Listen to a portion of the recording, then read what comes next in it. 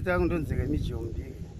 Ndini sachigaro weZimbabwe parishini. Yakamirira chize Zimbabwe Sponsorship for People with Disabilities. Parishino tinobongwa kuti 2024 tive vanhu vachita mitambo yevanhu vakaremara. Kuratidza pasi rese kuti Zimbabwe tine zvipo zvetinazvo.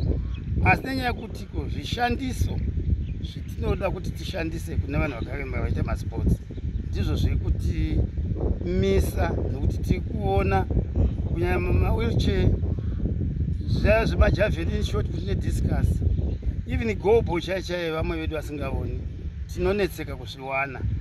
Saka tachikumbira kuti vanokwanisa kutibatsiravo vagonewo kutipa titsvakisewo zvokutiwo tisaonekwa tingofamba tisina zvetinoita.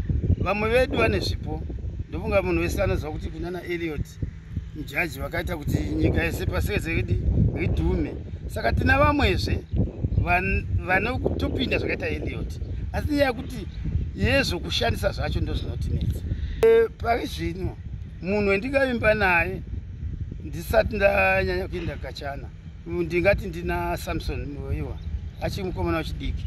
Kana kumamarathon anetiwa kuno even achindoparticipate South Africa ona kuti munhu anokwanisa but zvishandiso like mawheelchair race maracers muno muZimbabwe tinonetseka kumawana. Asi nenyaya yekuti tinoshandisa zvinhu zviri old zvisingachaiti asi anonyanyatso kuparticipate achikunda.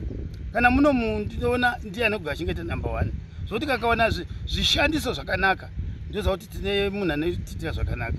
Tine wheelchair basketball, tozoita zvokukanda majavelin shot put nediscus, tine gobo yevasingaoni, tine athletics futi yevasingaoni nevanhu vane maamputees, T54 nevamwe vamadefi vanenge vachitamba soka, netball neathletics futi madefi anoparticipate.